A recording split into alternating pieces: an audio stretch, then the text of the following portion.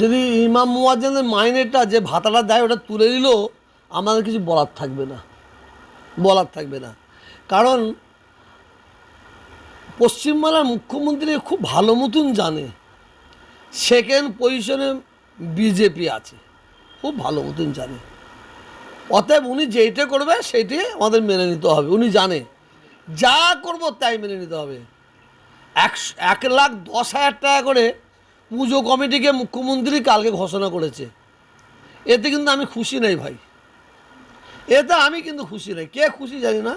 আমি চাইছিলাম পুজো কমিটিকে 2 লাখ টাকা করে দেওয়া উচিত, 2 লাখ টাকা করে করে দিক না। আবার কালী পুজো কমিটি আছে তাকে 1 লাখ করে দিক। আবার নন বেঙ্গলিরা ছট পুজো করে তাদের ঘরে 1 লাখ টাকা করে দিক, করে দিক না, এতে আমাদের কোনো আপত্তি।